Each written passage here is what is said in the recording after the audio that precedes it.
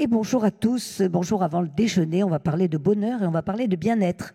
Plutôt séduisant comme sujet, mais vous allez voir que c'est un sujet plus ancien qu'on ne le pense, même si cette notion de bien-être revient beaucoup aujourd'hui dans les débats économiques et sociaux, bien sûr. Économie du bien-être, les enseignements aussi pour le post-Covid, qui est quand même une période nouvelle que nous sommes en train d'aborder, comme on le constate tous. Est-ce que cela va beaucoup changer notre vie ou pas? C'est ce que nous allons voir notamment en le demandant à nos trois invités à partir des études et des travaux qu'ils ont faits. Je vous présente à ma droite Sandra Wabian, qui est sociologue et qui dirige le pôle société au CREDOC. C'est le centre d'études des conditions de vie, pour faire court, et qui analyse donc vraiment nos modes de vie, la manière dont nous voyons notre quotidien, notre avenir également. À côté d'elle, Mathieu Perrona est économiste et lui, il dirige l'Observatoire du bien-être au CEPREMAP. Le CEPREMAP, c'est le centre de recherche pour l'économie et ses applications. Donc, on est vraiment avec un économiste ici. Et il a conduit une enquête, vous verrez, tout à fait intéressante, qu'on va comparer avec celle du CREDOC sur ce qui nous attend et sur la manière dont aujourd'hui les jeunes et les vieux et ceux du milieu considérons notre vie et ce que nous attendons aussi de notre avenir. Et enfin, Rémi Pavin, et on va commencer avec lui. Lui est historien, professeur d'histoire contemporaine, et il dirige un laboratoire bonheur au pluriel, à l'université de Cergy-Pontoise. Vous pourrez nous poser des questions, comme je crois que vous savez maintenant qu'on peut le faire. On vous l'a demandé sur Twitter, et puis je crois aussi, je vais vous dire tout de suite, sur d'autres sites. Je recevrai moi ça par SMS et je vous les relayerai dès que possible. Je voudrais qu'on commence avec vous, Rémi Pavin, pour revenir sur le passé. Les questions, c'est sur le site Twitter et sur YouTube aussi, le hashtag Printemps de l'écho, comme vous le voyez.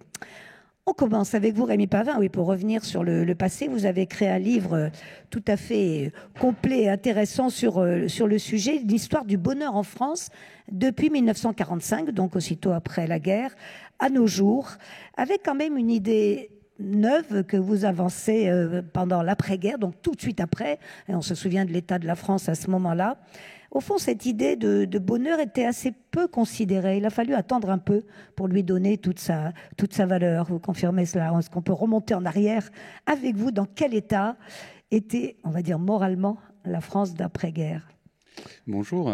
Effectivement, j'ai travaillé à partir d'un certain nombre de documents et je montre que le bonheur à la Libération et depuis le 19e siècle a une valeur très secondaire. C'est pas quelque chose d'important. Quand on interroge les gens sur qu'est-ce que c'est que pour vous le bonheur, est-ce que c'est quelque chose d'important, en fait, d'autres valeurs sont beaucoup plus fondamentales. Et j'ai montré que cette valorisation du bonheur dans le ciel des valeurs, c'est quelque chose qui intervient seulement bien après, ça commence en gros à partir des années 1960, et le sacre du bonheur, la consécration du bonheur, c'est-à-dire qu'aujourd'hui, si vous demandez à quelqu'un dans la vie qu'est-ce que tu veux, il va vous répondre je veux être heureux, et ensuite il va décliner cette valeur principale au gré d'autres, alors pour être heureux je voudrais faire ça et ça. Et bien cette constitution, on pourrait dire presque de l'éthique, de la morale, et bien ça apparaît dans les années 70. Et du coup au sortir de la seconde moitié du 20e, il a fallu attendre tout ça. Tout à fait. Et au sortir de la Seconde Guerre mondiale, contrairement à ce qu'on pourrait penser, on a une sorte de préjugé tenace que ça y est, ce sont les beaux jours. En fait, ça met beaucoup de temps à se concrétiser. Il faut attendre au moins le début des années 50 pour que les gens aient l'impression d'être sortis d'affaires et d'avoir dépassé cette crise. Et je pense que là, il y a un enseignement, une comparaison qu'on peut tirer. C'est ça, parce que toute chose égale par ailleurs, bien sûr, mais on va faire des comparaisons avec la période que nous vivons. On sort quand même d'un sacré traumatisme, y compris économique, comme l'avait vécu la guerre, sociale, morale et personnelle, même chacun a pu le vérifier. Donc on va comparer ces deux périodes, mais qu'est-ce qui fait au fond que le bonheur n'était pas important à cette époque-ci? Parce qu'on va voir qu'il l'est devenu. Eh bien, d'autres valeurs plus importantes, les valeurs de la religion, et puis simplement la quête de puissance et de gloire sont des valeurs jugées fondamentales. Et puis le devoir. Simplement, il faut faire son devoir. Et du coup, vouloir être heureux, c'est être égoïste. C'est le bonheur. Anatole France écrivait encore au début du XXe siècle que la bêtise, c'est l'aptitude au bonheur. Pour Freud, ce n'est pas une valeur culturelle. Donc, on a vraiment des portes qui se sont fermées à propos du bonheur. Oui. Après, une considération aussi pour la patrie qui s'est peut-être un peu perdue. C'est-à-dire, on était là pour relever la France et Et pas pour rire. Hein. Tout à fait. En 1945, il y a une pensée décliniste et une crainte du déclin de la France dans le concert des nations, et qui effectivement n'est pas très propice au bonheur. Et puis un productivisme qui fait consensus. Benoît Frachon veut retrousser les manches de la population. Benoît Frachon, c'est le secrétaire général de la CGT. Et De Gaulle, lui, veut des millions de beaux bébés.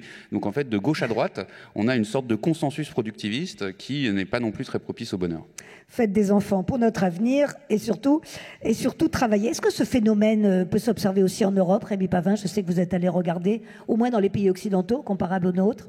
Alors, en termes de richesse, je veux dire. On voit effectivement des phénomènes similaires dans les pays d'Europe, mais en revanche, dans le monde anglo-saxon, je dirais que l'idéologie du bonheur, la valorisation du bonheur, c'est quelque chose qui vient du monde anglo-saxon, et la France freine, en fait, résiste. D'ailleurs, pour expliquer finalement la lenteur de l'acculturation au bonheur en France, on peut évoquer l'anti-américanisme des Français qui ne veulent pas être dans le modèle américain. Et Claude Lévi-Strauss qui a le modèle de consommation déjà a été dénoncé. Le modèle de consommation, et puis simplement l'idée qu'il faut être heureux. Par exemple, Claude Lévi-Strauss, qui est allé en exil aux États-Unis pendant la Seconde Guerre mondiale, il revient et il écrit un article assez critique sur la technique du bonheur aux États-Unis, dans lequel il se montre très critique vis-à-vis de cette recherche du bonheur que voudraient les Américains. Et donc dans le monde anglo-saxon, c'est là que ça commence. D'ailleurs, les premières études sur le bien-être subjectif, sur lesquelles vous avez travaillé, elles apparaissent en Angleterre en 1912. Et dès les années 30, aux États-Unis et en Angleterre, en parallèle avec le développement de la technique des sondages, se développent des premières études sur le bien-être subjectif qui ne sont pas en France. Et en fait, il y a une circulation en fait de ces savoirs et de ces chercheurs depuis le monde anglo-saxon vers la France. Alors, il y a une évolution très nette, on l'a dit, seconde moitié du XXe siècle, liée aux fameuses 30 glorieuses. Rien que le nom donne une idée que les choses se passent bien. Mais alors là, par contre, j'irai à l'encontre de cette expression 30 glorieuses, ça n'est pas si simple. Qui est construite par un économiste vieillissant, Jean Fourastier, en 1979, qui lui-même a largement regretté ce qui se passait pendant ces supposées 30 glorieuses. Et je pense qu'on devrait vraiment abandonner cette notion et cette expression qui vraiment ne correspond à rien du tout, puisque justement en 1945 et jusqu'en 1962, il n'y a pas grand-chose de glorieux. Oui, il n'empêche qu'on commençait à dire que l'argent ne fait pas le bonheur. Ça, on le dit depuis longtemps. On le dit depuis longtemps, c'est pas nouveau. J'aime bien cette phrase de Jules Renard, je l'ai trouvée dedans. Moi aussi, je l'aime beaucoup. Alors, si tu es là, c'est à vous. Puisque... Si l'argent ne fait pas le bonheur, rendez-le. C'est pas le bonheur, vous nous le rendez. On va revenir bien sûr sur les enseignements que vous tirez de tout ça et puis d'autres développements. Juste une petite réaction. D'abord, est-ce que vous faites, alors question pour tous les trois, une distinction entre bien-être, qui est dans notre titre, et bonheur? Est-ce que ça, je commence par vous, peut-être Rémi Pavin, mais il y a une distinction dans ces deux termes, ou est-ce qu'on a le sentiment qu'on les mêle un peu? Alors peut-être question pour Sandra. Oui, alors peut-être juste avant, je voulais rebondir sur ce que disait Rémi. Et en fait, on voit bien là la transcription de la montée des valeurs de la place de l'individu dans nos sociétés. C'est-à-dire que finalement, le bonheur, c'est une notion individuelle. Donc on a envie d'être soi, de s'épanouir dans toutes ses capacités. Et cette notion, elle est de montée en puissance depuis le début des années 70. Et on voit bien la bascule en fait d'une sorte de bien-être collectif, qu'on appellerait la cohésion sociale aujourd'hui, à un bien-être individuel. Donc je trouve qu'il y a vraiment un chemin qui se crée. Alors par rapport à bien-être et bonheur, c'est assez intuitif. Bien-être, ça fait référence beaucoup à la qualité de vie, à son état de santé, à ses questions économiques, à la manière dont on vit au quotidien. En fait, on pourrait traduire ça par la qualité de vie. Et bonheur, on est plus là sur des dimensions plus de long terme. Alors il y a plusieurs types de bonheur là aussi. Est-ce qu'on arrive à réaliser les objectifs qu'on s'était fixés, donc chacun pouvant avoir des objectifs différents, mais peut-être que Mathieu veut développer avec le bonheur eudaimonique, etc., nous donner toutes les notions. Oui, Mathieu Perroda.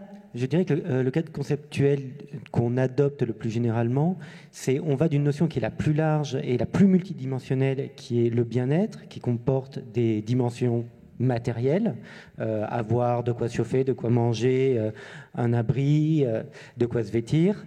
Le bien-être subjectif, comment on évalue cette situation, et au sein du bien-être subjectif, le bonheur est une des dimensions souvent associée à la dimension la plus immédiate, émotionnelle du ressenti, par rapport à d'autres dimensions qui peuvent être plus évaluatives. Est-ce que votre vie a du sens? est-ce que vous êtes satisfait de votre vie ou plus projeté vers l'avenir et une réalisation? Est-ce que votre vie a du sens? Donc pour nous, le bonheur est une des multiples dimensions du bien-être. Des composantes, en fait, voilà.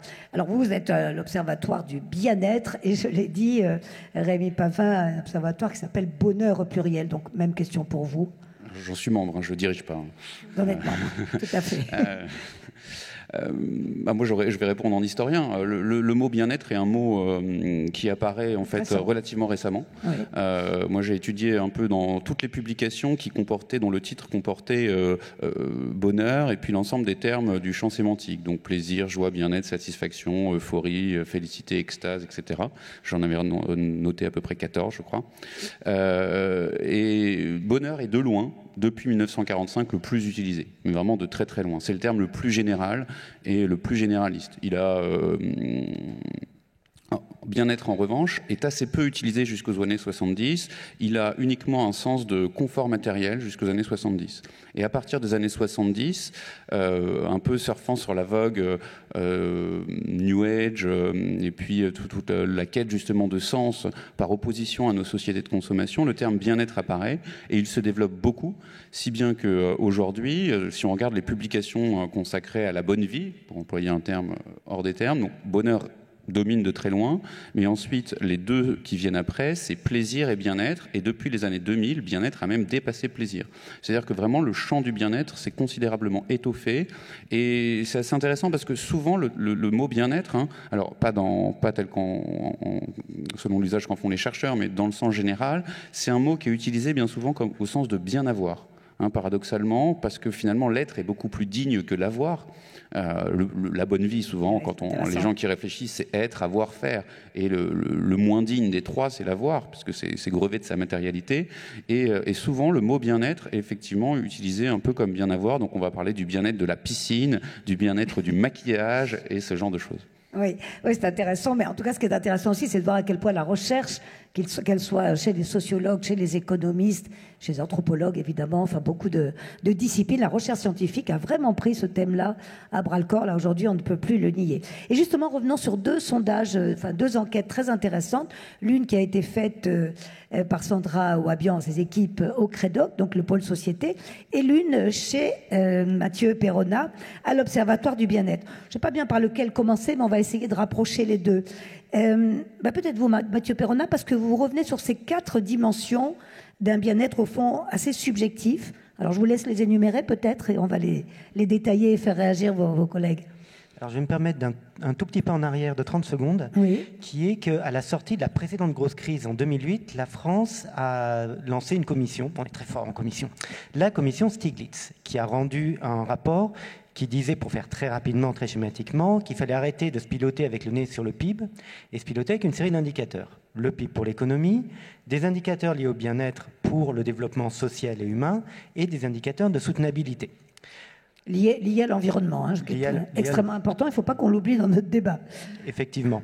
Comme souvent en France, le rapport a été suivi de très peu d'effets, sauf que contrairement à d'autres, il a été pris très très au sérieux dans d'autres pays qui se sont dotés d'une architecture de mesure de ces dimensions du bien-être subjectif. Par exemple, les Anglais ont mis ça dans leur recensement et qui est permanent, donc ils ont un échantillon qui est absolument colossal. En France, ça a plutôt traîné et c'est pour ça qu'on a lancé en 2016 une enquête trimestrielle avec l'appui de l'INSEE qui pose chaque trimestre à un échantillon représentatif de personnes 20 questions relatives à leur bien-être qui nous semblaient un peu faire le tour des principales dimensions du bien-être. Je ne vais pas présenter ces 20 questions, ça serait un peu long, mais il y en a 4 qui sont absolument essentielles et qui sont le cœur de toutes les études sur le bien-être subjectif, qui sont à quel point estimez-vous que votre vie a un sens, à quel point avez-vous été heureux hier, à quel point êtes-vous satisfait de votre vie et à quel point avez-vous été anxieux ou déprimé hier, qui touche donc la santé mentale, ma capacité de me projeter, mon évaluation de ma vie actuelle et mon état émotionnel. Tout simplement, c'est noté de 0 à 10. On l'a demandé à chacun de se situer. Alors, et puis, il y a d'autres questions annexes qu'on pourra peut-être voir. Juste une petite remarque, Mathieu Perrona. J'ai lu aussi que dans tous les pays, on pense que les autres sont moins heureux, Quoi, moins heureux qu'ils ne le disent ou moins heureux que nous pensons être ou Parce que, évidemment, vous avez regardé ailleurs, comme vous l'avez dit. Alors, ce sont des questions qui sont posées depuis assez longtemps dans des panels internationaux, donc on commence à avoir assez de profondeur sur un grand nombre de pays. Et il y a quelque chose d'extrêmement fort qui est que quand vous demandez aux gens à quel point pensez-vous que les autres gens sont heureux dans votre pays, ils ont une réponse qui est beaucoup plus faible que la réalité. C'est-à-dire, moi je suis heureux, mais j'ai l'impression que les autres sont moins heureux qu'ils ne le sont réellement. On a tendance à sous-estimer le niveau de bien-être et du bonheur des autres, probablement tout simplement parce qu'on parle plus de ce qui nous contrarie que de ce qui nous rend heureux. Alors, quelques réponses peut-être à ces questions. Êtes-vous satisfait de votre vie? C'est quand même une sacrée question. La moyenne des réponses? Plutôt que la moyenne, il faudrait parler du mode des réponses, là où se situe le plus de gens, c'est entre 7 et 8 en France. Donc satisfait quand même. Satisfait, ça va à l'encontre de la vision du français râleur, mais on est un peu plus bas que ce que voudrait le niveau de richesse et d'éducation de notre population si on le compare à nos voisins. Donc il y a plutôt un petit déficit de bien-être en France par rapport à notre niveau matériel. Oui, c'est ce qu'on dit souvent, que les Français sont ceux qui se plaignent le plus. Et en même temps, individuellement, souvent, ils disent qu'ils sont... Vous voulez réagir, Sandra Wabian? Parce que je trouve toujours ça un peu paradoxal, c'est-à-dire qu'on crée un indicateur de bien-être pour sortir de l'indicateur du PIB, et ensuite, on l'analyse en le rapportant au PIB en disant que compte tenu du niveau d'économie, les Français devraient être plus heureux. Mais ça dit bien, justement, que le bien-être ne couvre pas que les dimensions économiques et couvre les dimensions de sens, de collectif, de projection dans l'avenir, etc. Donc ce déficit, je ne sais pas s'il faut l'appeler un déficit ou finalement une vision du bien-être en France qui est un petit peu plus large que dans d'autres pays. Oui, vous avez raison, Mathieu Perronin. Si je dirais que une des intuitions qu'on a, c'est que une autre dimension dans laquelle les Français se distinguent de leurs voisins européens, c'est la confiance en les autres. On a moins confiance en les autres pour tout un tas de raisons qui mériteraient tout un programme de recherche. Et on a l'impression que ça participe à ce fait qu'on est un peu moins heureux, un peu moins satisfait de notre vie que nos voisins, sa difficulté à faire confiance à l'autre qu'on rencontre dans la rue. Oui. Je voudrais réagir là-dessus parce que je trouve que ce un peu moins, il est quand même vraiment très ténu, finalement. Par rapport à quand on compare aux pays avec des standards un peu comparables, quand on compare à l'Allemagne, à l'Angleterre, ce un peu moins, il est vraiment un tout petit peu. Et en plus, on leur demande de s'évaluer de 0 à 10, si je ne m'abuse. 0 à 10. C'est-à-dire qu'on leur demande de s'évaluer par rapport à une grille de notation à laquelle ils sont habitués. Or, quand ils se mettent 7 sur 20, quand ils se mettent 7 sur 10, ça fait 14 sur 20. 14 sur 20, je suis prof au lycée, c'est la mention bien. Il faut bien penser qu'en Angleterre, en Allemagne, les notes sont meilleures. Donc en fait, un Français qui se note 7 sur 10, je me demande si c'est pas franchement équivalent à un Anglais qui se note 7,5. Et on parle de 7 fourchettes, c'est-à-dire vraiment des différences qui sont quand même très minimes. Et par rapport à ces fourchettes de notation, par rapport aux habitudes que les Français ont prises à l'école, finalement, je trouve que la différence, elle est quand même vraiment ténue. Donc je sais qu'elle est régulière, je sais qu'on peut la gloser, mais moi, ça me gêne un petit peu, et je trouve que ça fait, d'ailleurs, à l'étranger, à un moment au début où ça sortait, là, ça donnait l'occasion de French bashing. Je me pose la question, effectivement, de la pertinence d'insister sur ce petit décalage qui, somme toute, est peut-être lié tout simplement à une idiosyncrasie nationale, une matrice discursive à laquelle on est habitué, et voilà, je me demande vraiment si, à partir de ça, l'indicateur est suffisamment précis pour dire que les Français seraient moins heureux. C'est vrai que ça avait été pointé à l'étranger, et parfois avec une certaine satisfaction, je pense à nos voisins. Après, effectivement, par exemple, par rapport aux pays scandinaves, il y a des vraies différences. Mais par rapport aux voisins, au niveau de vie comparable, aux standards de vie, aux tailles de pays comparables, je trouve que c'est quand même assez faible. Mathieu Perronin là-dessus, oui. On a une expérience qui nous renforce là-dessus, qui est l'expérience des portefeuilles. C'est une équipe internationale de chercheurs qui a réalisé dans les principales villes des pays une expérience où ils vont à un comptoir dans un magasin, par exemple, et ils disent « Regardez, j'ai trouvé ce portefeuille par terre, je suis désolé, j'ai pas le temps, j'ai un avion », ils posent le portefeuille et ils s'en vont. Dans le portefeuille, il y a de l'argent et un mail pour contacter la personne.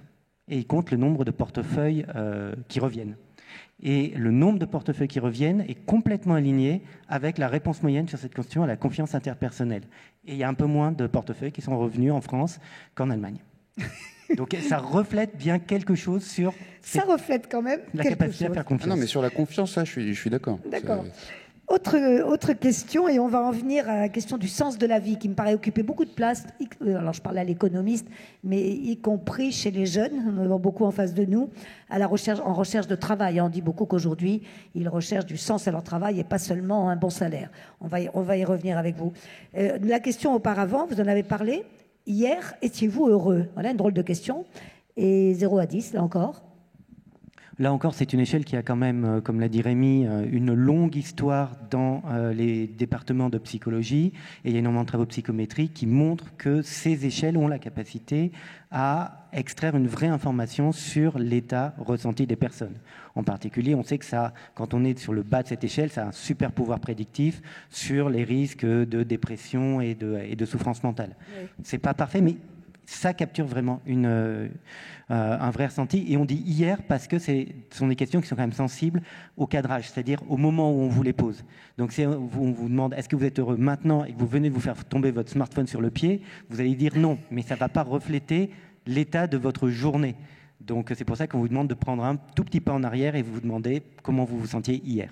Et donc la note ? De mémoire, on est à nouveau entre 7 et 8 sur une bonne part des réponses, avec, comme dans l'autre question, un peu une petite spécificité française qui y a relativement moins de personnes qui se mettent sur les échelons 9 et 10. Les écarts de moyenne entre les pays, la France et les pays comparables, c'est pas cette moyenne qui bouge, c'est la part de gens qui se positionnent sur les échelons extrêmes. Et là, il y a peut-être quelque chose de culturel, effectivement. On va revenir un peu plus tard donc, sur les deux autres questions. Auparavant, une petite incursion vers l'enquête du Crédoc. D'abord, votre méthode, Sandra Wabian, vous avez enquête récente, bien sûr. Nous sommes dans l'après-Covid. Et juste une première remarque que vous mettez en préambule, je crois, ou vous me l'avez dit, je ne sais plus, qui a été demandée en mai 21. Donc, on sortait quand même... Pas encore, mais on voyait... En plein confinement. On était encore dans le confinement. On a fait des enquêtes depuis. Exactement. Et là, 81% des Français disent qu'ils se sentent libres de vivre leur vie comme ils l'entendent. Ils disaient la même chose en 2019. C'est intéressant. Oui, alors ce qui est assez difficile avec les enquêtes, et probablement une des limites des enquêtes, c'est qu'il y a un effet de comparaison qui est très fort. C'est-à-dire qu'on évalue son propre bien-être, sa propre santé, son propre couple, son travail, etc., ses enfants, par rapport à ce qu'on voit autour de soi. Et donc, dans des indicateurs comme par exemple, est-ce que vous vous êtes senti heureux, ou est-ce que vous vous sentez heureux très souvent ou peu souvent, ou est-ce que vous sentez libre de vivre votre vie, en fait, on constate une très grande stabilité dans le temps. Quelle que soit finalement la période, la difficulté, que ce soit économique ou sociale, etc. Et on le voit au niveau national, mais on le voit aussi entre classes sociales. C'est-à-dire que par exemple, quand on demande aux gens est-ce que vous êtes en bonne santé, les catégories populaires qui sont pourtant en moyenne plus en mauvaise santé, on le sait par tout un tas d'autres études. Et on l'a vérifié avec la Covid d'ailleurs. Voilà, en fait déclarent comme les autres qu'elles sont plutôt en bonne santé. Donc en fait, on va chacun s'évaluer par rapport à ce qu'il y a autour de nous. Et ce qui a, à mon sens, un enseignement important de ce résultat, c'est que finalement, les normes sociales ont un impact très fort sur le bien-être et le bonheur. C'est-à-dire que si autour de soi, tout le monde vit à peu près de la même manière, ça ne veut pas dire que tout le monde a la même vie, ça ne veut pas dire que c'est des personnes qui sont exactement les mêmes, mais que le champ des possibles est relativement cohérent pour chacune des personnes, eh bien, on va avoir un bien-être fort. Et plus on va avoir une société qui va être inégalitaire, où il va y avoir vraiment des très grandes différences de qualité de vie, et plus on a des risques de mal-être. Et d'ailleurs, c'est aussi une des raisons du fait que les pays nordiques, en fait, sont plafonnent toujours en tête. Tout en haut, en tête de tous les palmarès, quelles que soient les questions. Il y a aussi beaucoup cette question d'égalité dans la société. On oublie parfois aussi que ce sont des pays relativement petits, comme... population et superficie. On n'a pas vu avec vous, Rémi Pavin, justement cette question des classes sociales dans ce que vous avez analysé. Est-ce qu'il y a des différences très sensibles entre riches et pauvres, pour le dire brutalement, sur cette notion? Oui. Bien sûr que oui. Oui, les riches se disent plus heureux que les pauvres. Clairement, dès le début, je veux dire, même au tout début, quand vous analysiez ça après-guerre, c'était déjà la vérité. Oui. Oui. Mais il y a quand même des effets de seuil. C'est-à-dire que si on est très pauvre, on est très malheureux. Si on est riche, on est plus heureux. Mais si on devient très riche, le niveau de bonheur ne va pas augmenter proportionnellement. C'est vrai que la valeur de l'euro marginal supplémentaire est très faible et a tendance à être décroissante. Comme quoi, il faut sans doute plafonner les richesses parce que ça ne sert plus à rien au bout d'un moment. Ça ne sert plus à rien au-delà d'un certain temps. On ne sait plus qu'en faire. L'INSEE a récemment publié une étude en utilisant une des grandes enquêtes françaises, l'enquête SRCV, qui pose ces questions de satisfaction dans la vie et a montré que ça plafonnait dans la société française à 4 000 euros nets de niveau de vie, donc ça fait 4 000 euros nets pour une personne seule, autour de 6 000 euros nets pour un ménage de 2 personnes et 8 000 à 9 000 euros de revenus nets totaux pour une famille avec 2 adultes et 2 enfants. Et ça ne va pas plus loin. Alors, il y a un autre chiffre que je trouve extraordinaire. Après, c'est quand même un revenu confortable. Oui. Ce qui est un revenu extrêmement confortable. C'est pour ça que je ne conteste. Il se trouvait que ça passait juste au niveau du seuil de richesse défini par l'Observatoire des inégalités. Bien sûr, on parle déjà d'un... Alors, il y a un autre chiffre que je trouve extraordinaire qui est dans l'enquête de Sandra Wabian. On pose cette question, écoutez bien, et peut-être même réagissez si vous voulez directement. On vous demande si vous préfériez gagner 50 000 euros tandis que les autres, ou un autre, je ne sais plus, c'est les autres ou un autre, à côté. C'est pas mon enquête, mais... C'est pas votre enquête, excusez-moi, mais ce serait formidable, mais vous la citez, il me semble, là, vous m'en avez parlé. Gagner 50 000 euros quand l'autre ne gagne que 25 000, ou est-ce que vous préférez gagner 100 000 euros quand l'autre gagne 200 000 ? Juste pour faire un petit test, à votre avis, c'est la question 1 ou la question 2 qui est arrivée en tête ? Levez le bras pour la question 1. C'est-à-dire, est-ce que vous préférez gagner 50 000 si l'autre en a que 25 ? Je ne sais pas. Ou est-ce que vous pensez, ou vous préférez gagner 100 000 si l'autre en a 200 000 ? Première ou deuxième ? Première ? Eh bien, il me semble que vous êtes majoritaire sur la première. C'est en tout cas la réponse, Sandra Wabian. C'est extraordinaire. On préfère gagner que 50 000 si l'autre a moins. Oui, mais c'est ce que je décrivais tout à l'heure. Expliquez-nous ça. C'est l'effet de comparaison. Et je vois que ça vous préférez gagner 100 000 Ok, moi aussi. L'effet de comparaison, c'est-à-dire la réponse, c'est la première question, c'est ça ? Oui, on préfère gagner 50 si l'autre gagne moins. Oui, parce qu'en fait, on va d'une certaine manière avoir le sentiment d'avoir mieux réussi dans la vie. Voilà. Et en fait, on se compare en permanence les uns avec les autres. On se sent en meilleure situation que le voisin. Et donc, pour revenir sur le bonheur, plus heureux. C'est quand même, ça va très loin, Si je peux me permettre une illustration amusante sur une expérience aux Pays-Bas. Aux Pays-Bas, au loto, vous pouvez gagner une voiture. Et donc, les chercheurs ont regardé quelles étaient les ventes de grosses voitures à un niveau très très fin, beaucoup plus que le code postal. Vraiment, ils ont des données au niveau du quartier. Et ils ont vu que quand quelqu'un gagnait une voiture de luxe au loto, les achats de grosses voitures dans son quartier augmentaient plus que dans les quartiers où il n'y avait pas eu d'achat. Il n'y avait pas eu de gain de loto. Donc il a une voiture, il n'y a pas de raison que je n'ai pas la même. Voire un peu mieux que lui si possible. Et sur le plan environnemental, du coup, ça a plein d'impacts. Parce qu'on parle beaucoup aujourd'hui du changement des modes de vie pour arriver à atteindre les objectifs bas carbone.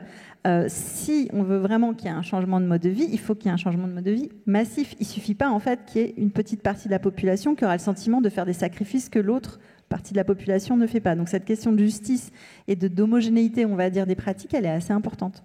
Et ça peut marcher dans les deux sens, puisqu'en Californie, ça fait la même chose que pour les voitures, mais pour les panneaux solaires. Quand quelqu'un installe des panneaux solaires, ça augmente la probabilité que ses voisins en installent aussi.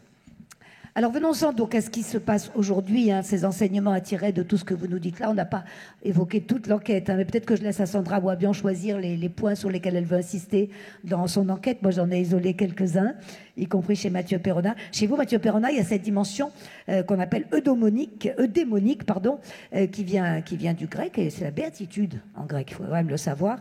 Et c'est au fond le bonheur comme but ultime de la vie humaine, ce que Rémi Pavin nous a expliqué que ce n'était pas du tout le cas encore dans les années 50 en France. Et ce sens de la vie, la question c'est comment sera la vie en France plus tard, ou comment sera votre vie, prochaine génération ? Alors la question sur la vie, votre vie a-t-elle du sens ? C'est une question qui, à notre avis, est fondamentale et sur laquelle on n'a probablement pas encore assez d'idées. Ce qu'on voit sur la deuxième partie de votre question, c'est que quand on demande aux Français comment pensez-vous que sera la vie de la prochaine génération en France, ils sont très pessimistes. Enfin, ils sont plus pessimistes que ne sont les habitants des autres pays. Il y a quelque chose de douloureux qui se joue là, parce qu'il y a une contradiction. C'est-à-dire quand on leur demande comment sera votre avenir à vous, plutôt bien, c'est en ligne avec leur évaluation de leur vie maintenant, mais quand on leur demande comment sera la vie de la société, ils disent « Ah ben ça va aller à la catastrophe ». Si vous assemblez des vies de gens qui pensent que ça va aller bien, c'est difficile de penser que vous avez une trajectoire catastrophique. Donc il y a une disjonction entre la façon dont les Français voient leur avenir individuel et la façon dont ils envisagent l'avenir collectif. Et ça, c'est peut-être quelque chose qui, au niveau de l'action collective en France, est un frein assez considérable. Oui, parce que la question qui nous intéresse dans tout ce débat, c'est de savoir quelles réponses les pouvoirs publics peuvent apporter à tout ce qui se dit naturellement. Sandra Ouabian, sur cette question du futur, là on arrive vraiment, y compris après la crise Covid. Alors juste sur l'enquête, parce que vous m'avez posé plusieurs fois la question, donc l'enquête Conditions de vie et aspirations des Français, elle a été créée en 1978 et elle est menée aujourd'hui 3 fois par an, donc elle a été menée une fois par an très régulièrement. Voilà. Et donc on a un historique et une profondeur de champ qui est assez puissante. Et donc sur la question du regard négatif et positif. Alors déjà, il faut savoir que quels que soient les sujets sur lesquels on interroge les Français, il y a toujours ce décalage. C'est-à-dire si on leur demande « Est-ce que vous vous sentez intégré ?» Il y a 80% des Français qui disent qu'ils se sentent intégrés. Si on leur demande « Comment va la cohésion sociale ?» Il y a 80% des Français qui disent « La cohésion sociale est totalement dégradée, notre pays n'a aucune unité. » C'est pareil sur l'économie. Économiquement, les gens ont plus un avis plus positif sur leur niveau de vie personnel que sur le niveau de vie de l'ensemble des Français, etc., etc. Et donc, d'une certaine manière, ce qu'on reflète aussi avec ce regard sur l'avenir, c'est finalement la vision qu'on a de notre société, parce qu'il y a beaucoup de liens entre le regard qu'on porte sur la société aujourd'hui et celui qu'on porte sur la société de demain. D'une certaine manière, c'est à peu près le même. Et donc, ce grand pessimiste, on peut se demander finalement comment il s'explique. Et il y a plusieurs types de lectures. Une première, c'est peut-être un niveau d'exigence. Peut-être qu'on attend beaucoup de choses. Peut-être qu'on est une société qui est relativement finalement développée, qui est un peu à sa maturité et donc d'une certaine manière qui aimerait garder ce niveau de vie, ce niveau de confort, etc. Un deuxième élément, c'est effectivement la dynamique, c'est-à-dire qu'on sait que les pays pauvres et les pays en développement finalement se déclarent plus optimistes. Et c'est la même chose au niveau individuel, c'est-à-dire quand on est au début de sa trajectoire de vie, on va avoir un peu plus d'espoir d'ascension, en fait. Ça ne peut qu'aller mieux. Ça ne peut qu'aller mieux. Et puis après, il y a aussi d'autres dimensions qui m'échappent à l'instant, mais ça va me revenir. Sur cet écart, il y a aussi, beaucoup en effet aussi de loupe des médias. C'est-à-dire que 80% des informations qui sont données dans les médias sont des informations négatives. Anxiogènes souvent. Anxiogènes. Et donc finalement, c'est quand même assez difficile de se dire que le monde autour de soi va bien et va aller mieux. Et d'ailleurs, pendant le premier confinement, on avait fait un travail où on avait comparé les émotions et la tonalité des messages dans le journal Le Monde pendant le premier confinement autour du coronavirus, et puis la même tonalité à partir des expressions libres sur Twitter. Et ce qu'on constate, c'est que dans le journal Le Monde, on a 80% des articles qui parlent du coronavirus de manière extrêmement négative, alors que sur Twitter, on a une répartition plus équilibré, un tiers négatif, un tiers positif et un tiers neutre. Alors on pourrait se dire c'est bizarre de parler positivement du coronavirus, mais en fait ce qu'on a montré dans notre enquête notamment qu'on a menée pendant le premier confinement et que d'autres travaux ont aussi montré, c'est que cette période, elle n'a pas été si négative que ça pour tout le monde, ni à tous les moments. Et notamment le sentiment un peu de ralentir un rythme complètement effréné, de reprendre un peu le contrôle aussi sur son équilibre de vie, sur les moments qu'on va passer en famille. Alors pas pour tout le monde, évidemment, ça a été extrêmement dépendant des conditions de logement, des conditions économiques et de la liberté que peut avoir chacun en général.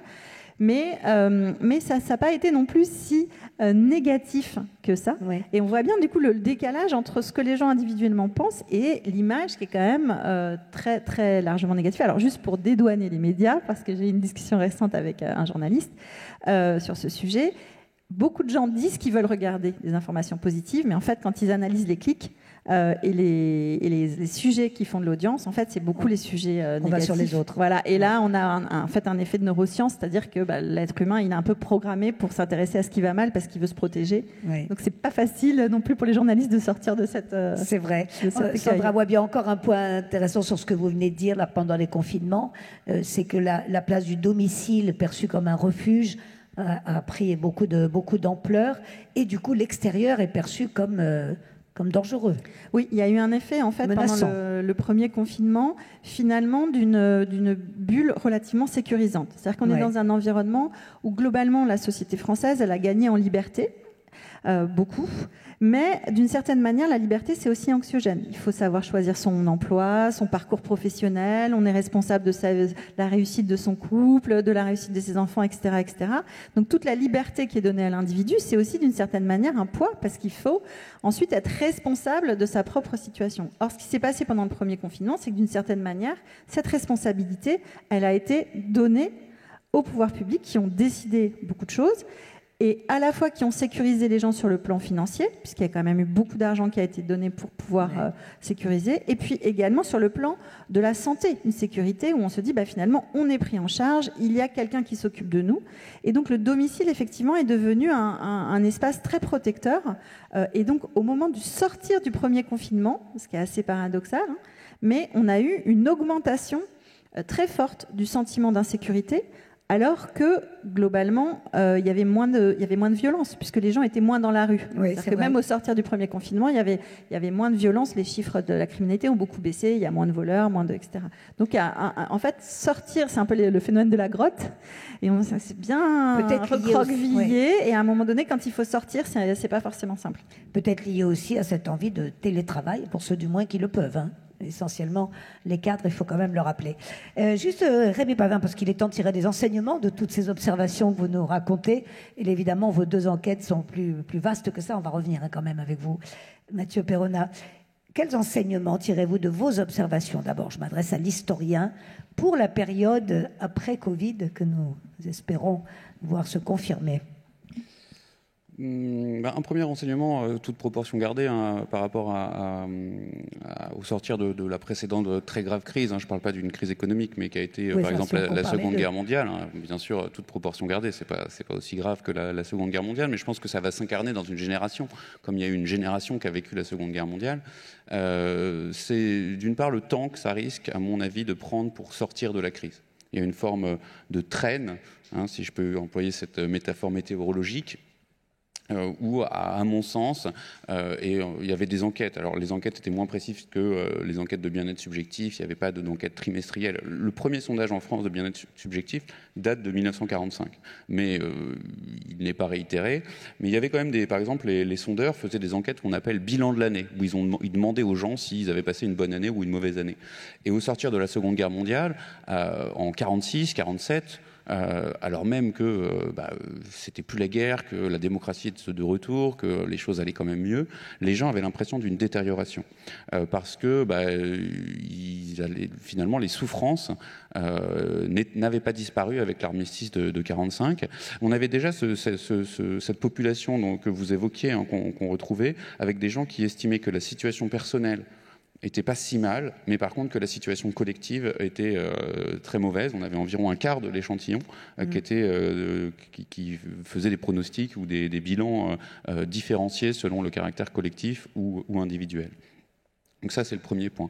Et jusque dans les années 1950, en 1950 encore, l'INED fait une étude où elle demande aux gens s'ils ont l'impression d'avoir retrouvé des conditions de vie, un niveau de vie sensiblement équivalent, moins bon ou meilleur qu'en 1939.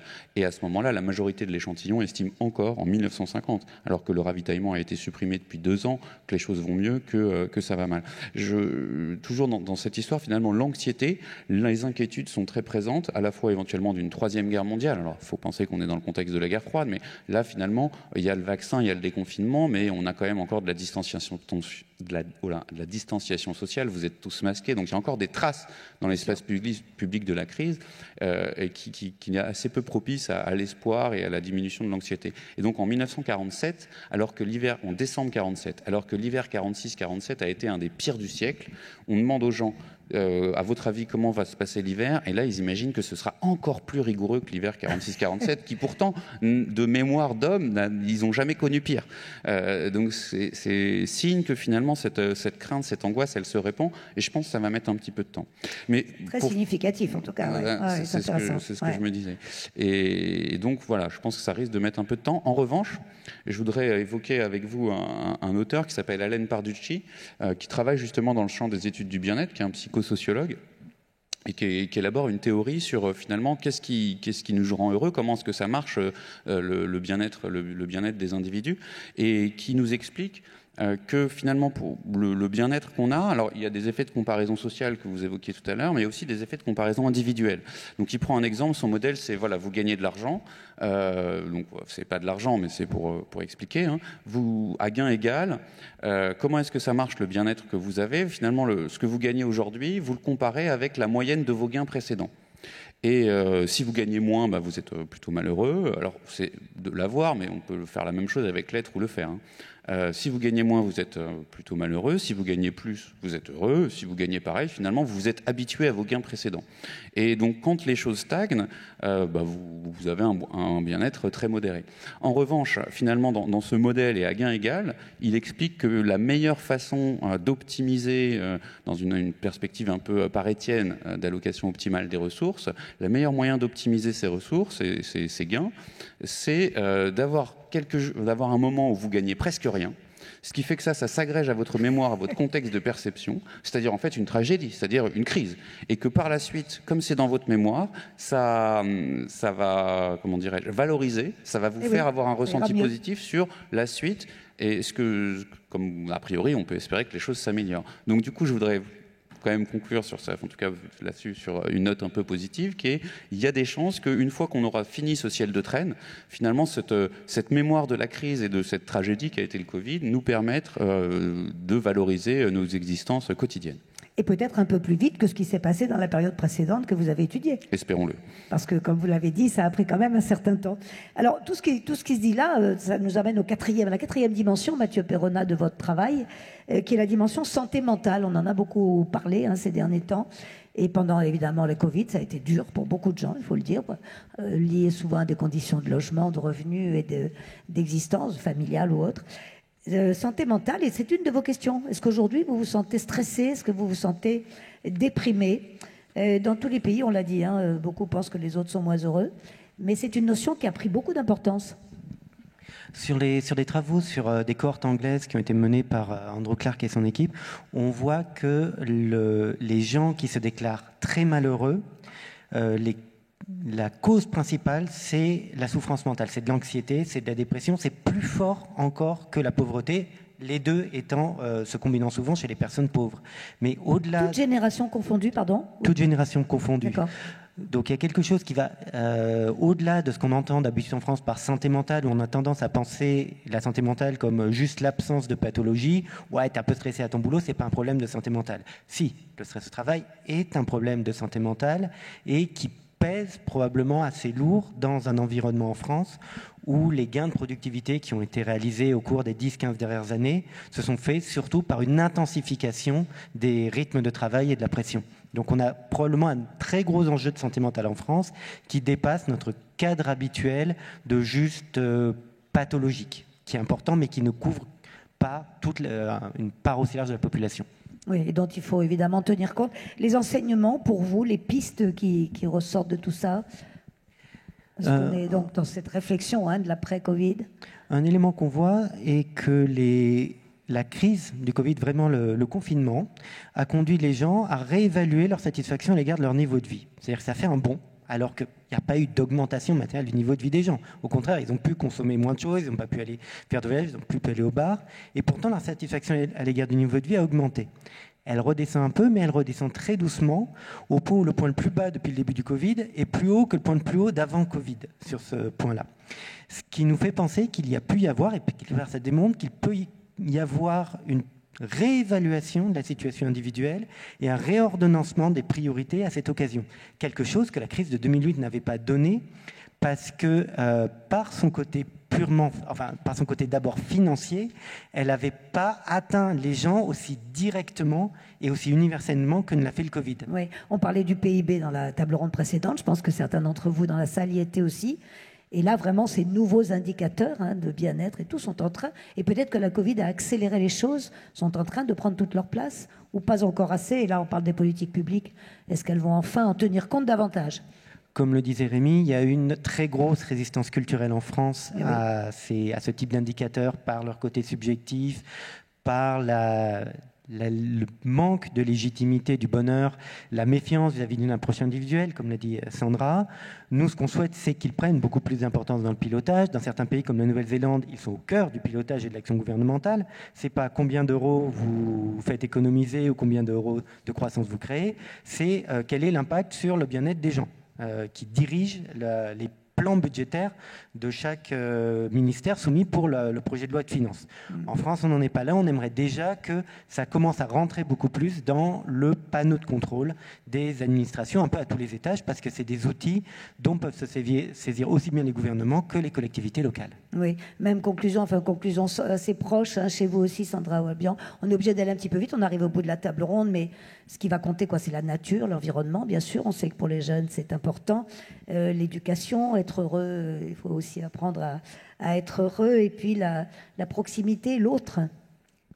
J'ai pas forcément compris la question. En fait. Non, je dis quels enseignements on tire pour dire comme Mathieu Perronin, oui, de toute votre enquête, de vos travaux, je le rappelle, qui sont réguliers chez vous. Oui.